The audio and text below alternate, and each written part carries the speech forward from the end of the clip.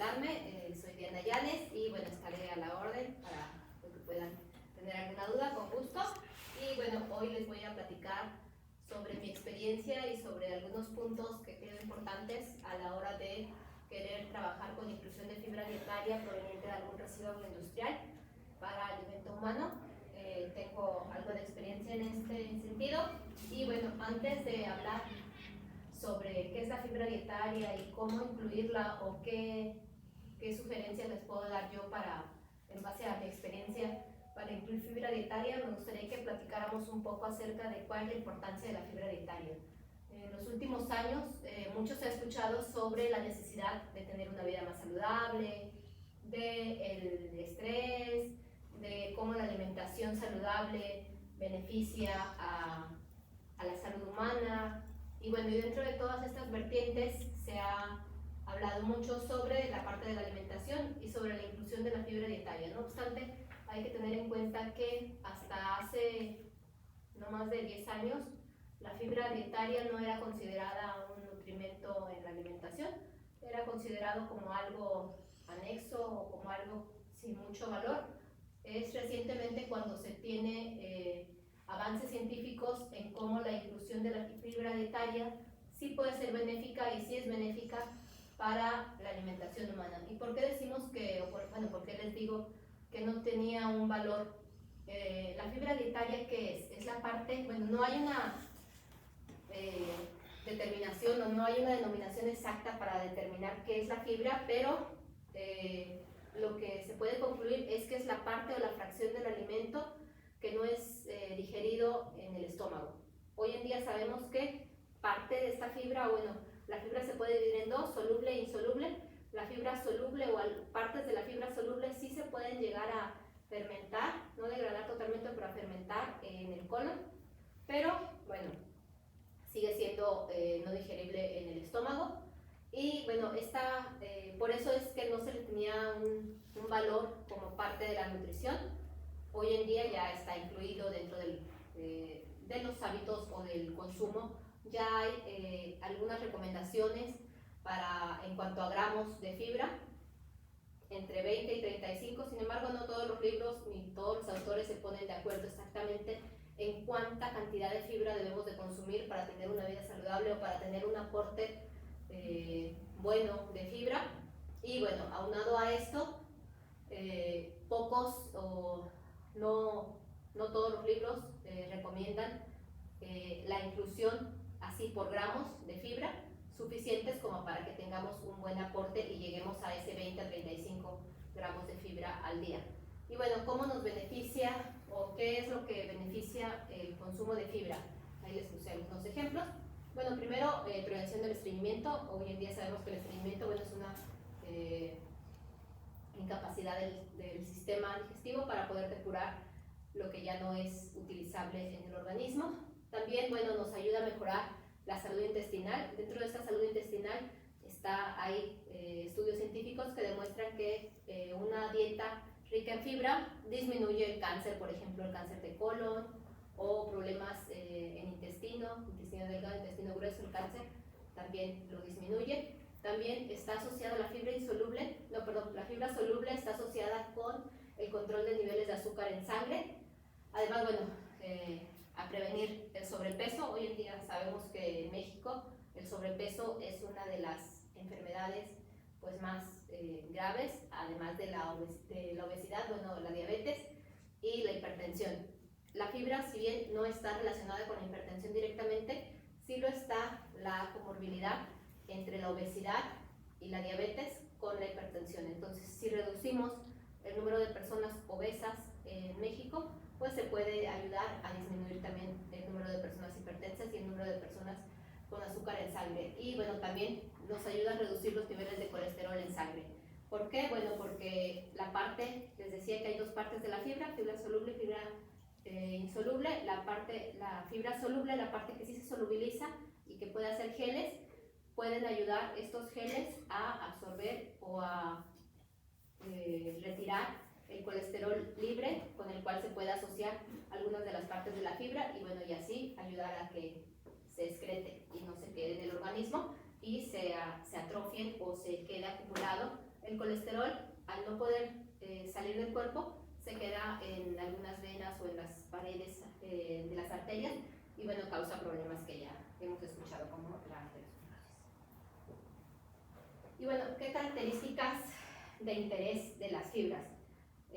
Yo recomendaría para poderlas incluir, ¿no? Lo que les venía a platicar esta tarde es eso, cómo se pueden incluir las fibras o qué deberemos de tener en cuenta si queremos trabajar con fibras en la inclusión para algún alimento para consumo humano. Primero, bueno, yo recomendaría que tenga un origen de algún residuo que se genere de gran generación. No sé, por ejemplo, aquí podríamos trabajar con residuos de cítricos, ¿no? Los cítricos, si bien no aquí exactamente, pero en municipios aledaños hay jugueras y se puede trabajar con esto. Después, las propiedades nutracéuticas. A lo mejor existe en gran cantidad, pero no tiene alguna propiedad nutracéutica importante. Una propiedad nutracéutica es que aporte algún beneficio a la salud. Un alimento, cuando se comprueba que tiene propiedades nutracéuticas, tiene un mayor valor a la hora de hablar o de vender o de querer patentar incluso.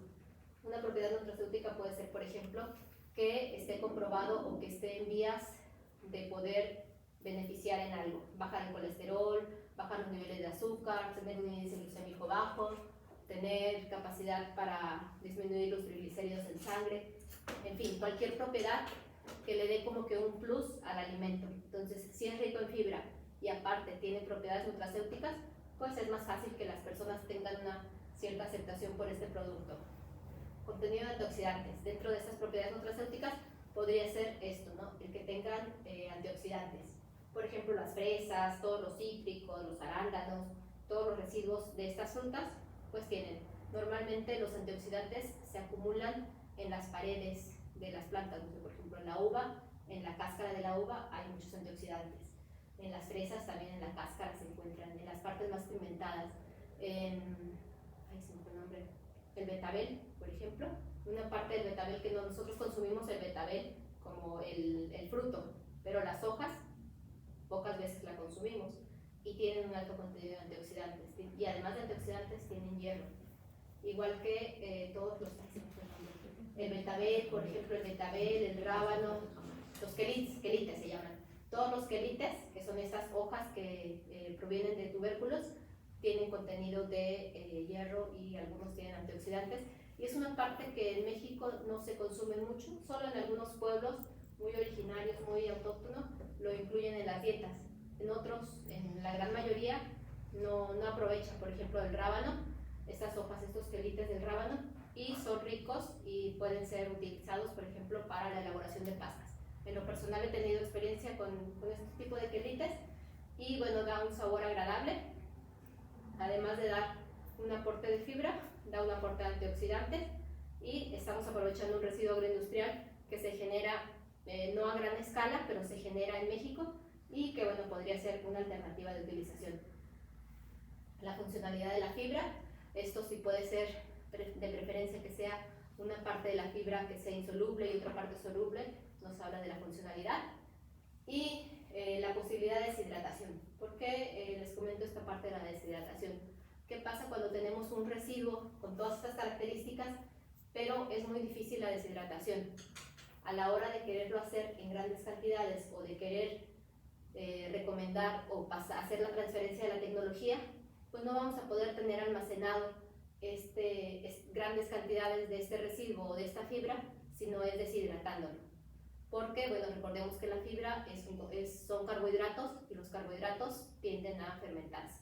Además de que si trabajamos con residuos de frutas o verduras, pues además de este tipo de carbohidratos van a tener otros carbohidratos que también están presentes en el alimento y van a favorecer la fermentación y bueno, no queremos que esto ocurra a la hora de incluir en un alimento para consumo humano, ¿no? Ya que bueno, no nada más es el que tenga un contenido de fibra adecuado o recomendado para la población humana, sino que también pues que no tenga patógenos, ¿no? Ya cuando hablamos o cuando trabajamos con alimentos para consumo humano también tenemos que tener en cuenta este tipo de características, ¿no? Hacer una evaluación sanitaria del alimento para ver que dentro del proceso, bueno, no hayamos contaminado hongo, alguna levadura o algún patógeno.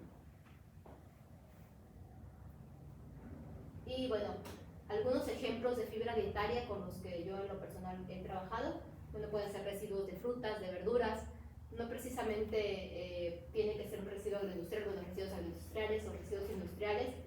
Les decía, no tiene que ser precisamente a la hora de iniciar el trabajo ser un residuo agroindustrial. Un residuo agroindustrial es todo aquel que se genera como desecho o como algo extra de del artículo principal en una industria.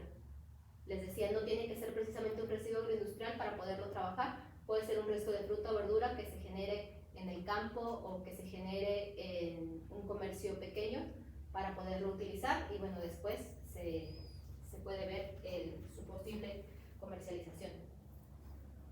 Y bueno, ¿qué son los residuos agroindustriales? Les decía, los residuos agroindustriales son generados por las diferentes industrias alimentarias y agrícolas y de forma general no son de interés en el proceso que los genera. Por ejemplo, todos los residuos de la caña de azúcar. La caña de azúcar, bueno, se utiliza para generar azúcar, pero todo lo demás que está alrededor de la caña de azúcar es escasamente aprovechado. En el maíz, a la hora de cosechar la mazorca del maíz, se aprovecha el maíz, pero todo lo demás, las hojas, el rastrojo, el cogollo del maíz, la flor, todo eso, bueno, no se utiliza, entonces todo eso es un residuo agroindustrial, al igual que el trigo, que la alfalfa, la soya, todas estas plantas, bueno, tienen una gran cantidad de residuos agroindustriales.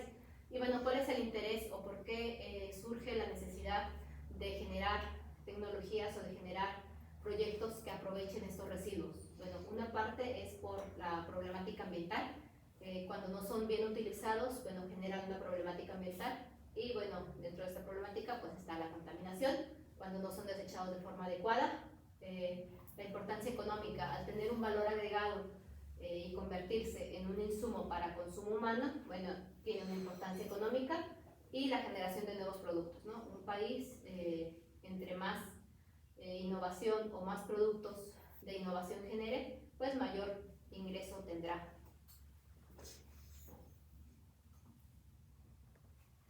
El volumen, otra de los alicientes para trabajar con residuos agroindustriales es el volumen de generación. En México, bueno, se generan más de 76 millones de toneladas de residuos orgánicos o de frutas, y bueno, esto es solamente en México. Y bueno, algo que también es importante es que el 35% de los alimentos que se generan no son consumidos. Entonces, estos alimentos también se pueden convertir, con una tecnología adecuada, se pueden convertir en insumo para alimentos. Y bueno, ¿cómo están compuestos los residuos agroindustriales? Están compuestos por las hojas, por las raíces, por los tallos, por la corteza, el bagazo, las pajas, las semillas y bueno, cuando son árboles maderables, pues la viruta de las maderas. ¿Qué caracteriza todos estos residuos? La presencia de son polisacáridos y bueno, la presencia de celulosa, hemicelulosa y lignina. Al tener esta estructura lignificada, bueno, para poder ser incluido en una alimentación humana, sí necesita un tratamiento de delignificación para poner más accesible la fibra, que aunque no es degradada totalmente en el organismo, sí necesita estar de forma adecuada para poder ser incluida en los alimentos. Y bueno, por eso es que necesita, antes de incluirse como materia prima de un alimento, necesita tener un tratamiento ya sea físico, químico o enzimático, ¿no? Dentro de los físicos están, por ejemplo, la explosión de vapor o el someterlo o el hidrocalentamiento, o bueno, también ya hay con microondas, asistidos por microondas, con agua o con los químicos, bueno, pueden ser tratamientos alcalinos, enzimáticos, bueno, podemos utilizar algún clúster de enzimas para poder delignificar las fibras y bueno, y así poderlas utilizar como materia prima para los alimentos. Ahora, dentro de la clasificación están, bueno, cereales, raíces y tubérculos, plantas oleaginosas, son plantas que generan de las cuales se puede extraer aceite y bueno, después de que extraemos el aceite queda el residuo y esta planta, si no tiene algún compuesto tóxico, eso es algo que también no había mencionado. Algo importante a la hora de utilizar plantas plantas o residuos es ver que no sea tóxico para el organismo, ¿no? No por tener fibra vamos a descuidar la parte de la toxicidad. Frutas, verduras, bueno, esta pues no hay problema de toxicidad, pero en las plantas oleaginosas algunas podrían tener alguna toxina o algún producto. Productos cárnicos, de pescado, productos de mariscos y productos lácteos. En esta parte, para el consumo humano, bueno, en algunos, aquí en Tampico me comentaban que se utilizaban los residuos de pescadería, por ejemplo, para crear estas barritas de surimi, que había ya la tecnología, digo, estas no tienen fibra, pero es un residuo agroindustrial y se puede utilizar para eso. Y bueno, la problemática ambiental. Les decía que una de las alicientes que se tienen para la utilización de estos residuos es la problemática ambiental que generan. Durante las etapas de post cosecha y transformación se llegan a generar pérdidas de productos alimenticios y residuos que pueden representar hasta el 40% del volumen procesado. Todos estos residuos, pues al no ser depositados o al no ser tratados de forma adecuada, generan una gran cantidad de biomasa al año que puede ser utilizada, entre muchas otras cosas, para la alimentación humana. Y bueno, ¿cómo se pueden aprovechar? Estos residuos pueden aprovecharse o ser utilizados directamente, por ejemplo, como alimento para algunos animales, se puede utilizar en poca cantidad directamente. También puede ser con pretratamientos, ya les decía, físicos, químicos, enzimáticos, o con extracciones. Cuando alguno de estos residuos tiene algún compuesto de interés, se puede hacer una extracción para extraer este compuesto de interés. Y bueno, les decía que los bagazos, bueno, es una imagen del bagazo de maguey. Y bueno, el bagazo es un material con lignocelulosa y bueno, está compuesto por celulosa, semicelulosa y lignina. Entonces, para poder ser utilizado, la lignina es como que el pegamento que mantiene unidas a las fibras. Y bueno, para poder ser utilizado como materia prima en los alimentos para humanos, sí debemos de tratar de retirar la mayor cantidad de lignina. Y bueno, estos son algunos de los empleos de los residuos agroindustriales.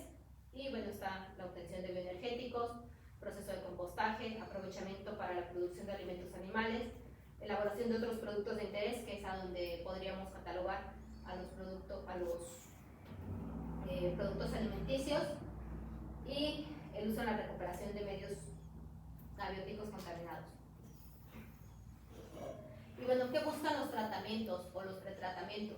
Una de las cosas que buscan es disminuir el tamaño de los residuos e incrementar el área de contacto para, recordemos que las fibras van a estar también en contacto en el organismo con enzimas o con bacterias que pueden, a nivel colónico, sí pueden fermentarse o degradarse, no totalmente, pero en una parcialidad. Entonces, si disminuimos el tamaño de partícula, podemos acelerar o podemos incrementar el grado de aprovechamiento de esta fibra o el grado de utilidad real que tenga la fibra. Y los pretratamientos químicos, bueno, pueden utilizar álcalis, ácidos.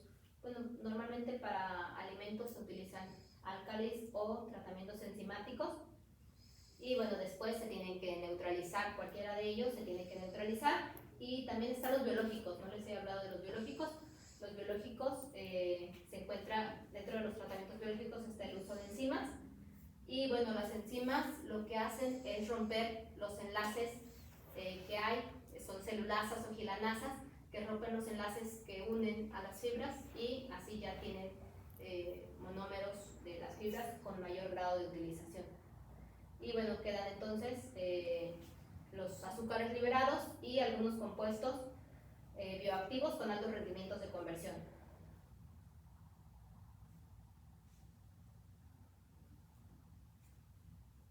Y bueno, aquí es alguno de los ejemplos que les traigo para platicar.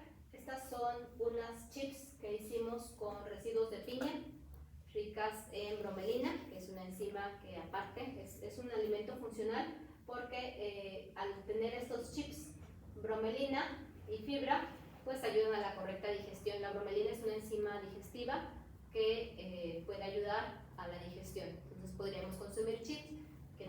ayudan al aporte de fibra diario. Recordemos que en la dieta de los mexicanos no está totalmente satisfecho el grado de inclusión de fibra dietaria en nuestra alimentación. Entonces, el consumir un alimento rico en fibra nos ayuda a llegar a este aporte o a este requerimiento diario, además de tener esa enzima bromelina que nos ayuda a digerir mejor otros alimentos. Eso es algo con lo que he trabajado.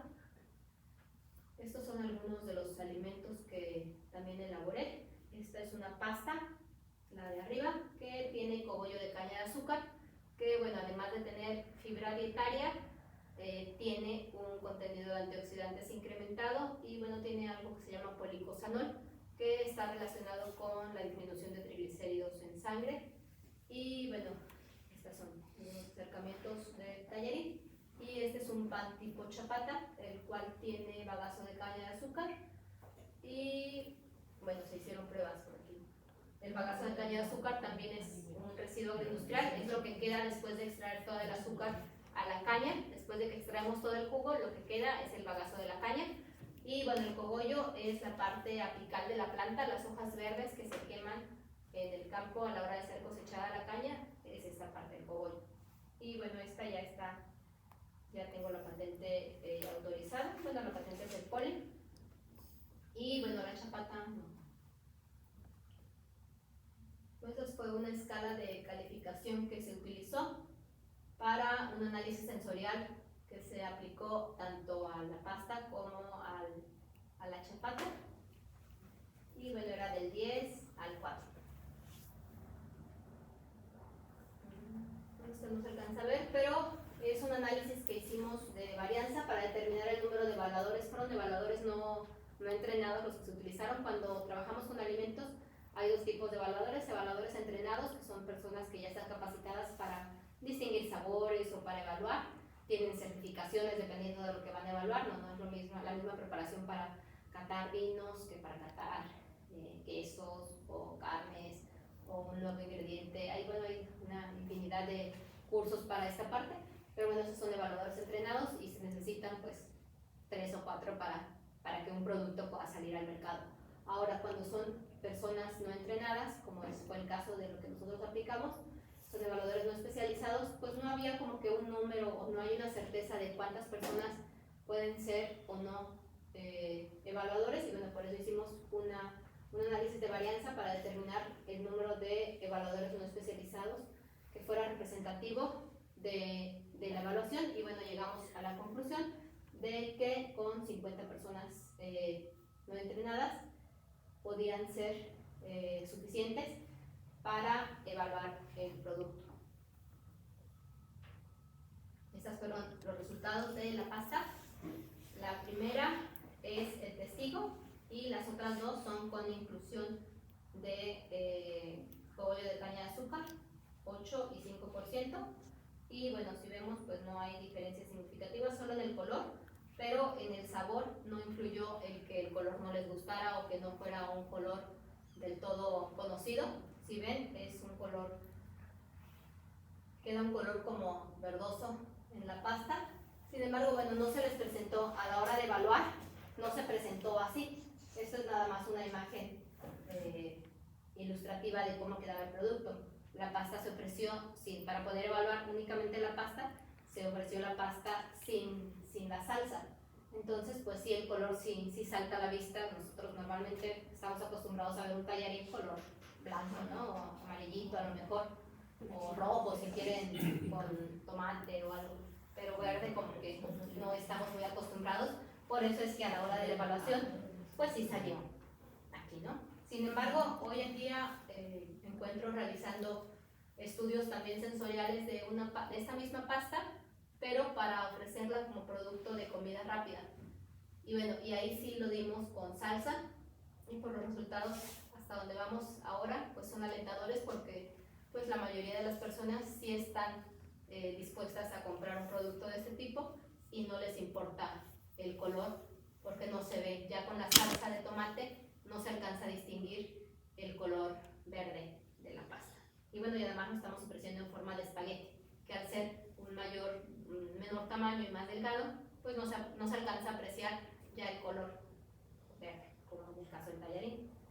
Y bueno, después aquí están algunas imágenes de la chapata, en donde también observamos que tiene un color un poco diferente. La primera imagen es la chapata con bagazo, y la última, los que se ven que están como que en el horno, esos son los que no tienen, los testigos, que no tienen bagazo.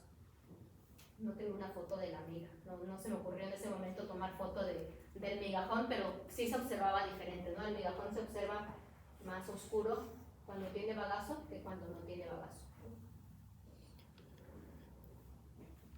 Y bueno, aquí están también las evaluaciones. El rojo es el testigo, el 5 es el amarillo y el azul es con 8% de bagazo. Y bueno, también si observamos, pues no existe una diferencia significativa en ninguna de las evaluaciones, bueno, salvo en el color, pero en los demás no. En este caso ni en el color, ¿no? Es una diferencia muy pequeña, porque si es un olor diferente, sí cambia un poco el olor del pan, pero no afecta la fermentación. Por ejemplo, a la hora de hacer un pan, pues si es un pan tipo chapata, lleva una doble fermentación, y si el riesgo de inclusión de la fibra era el que no fermentara el pan, y que la fibra impidiera que el pan fermentara, pero sí fermentó. Entonces no hubo una incapacidad para poder incluir la fibra. Hasta un 8% no hay problema. Y bueno, por ejemplo, comparado con otros productos con inclusión de fibra, por ejemplo, cuando se incluye linaza, el grado de aceptación de un pan sustituido con linaza en cuanto a sabor, en una escala igual, la evaluación fue de 6. Entonces nuestro pan tuvo una mayor aceptación que el pan con linaza. Y bueno, eso es lo que les preparé para el día de hoy. Muchas gracias por su atención.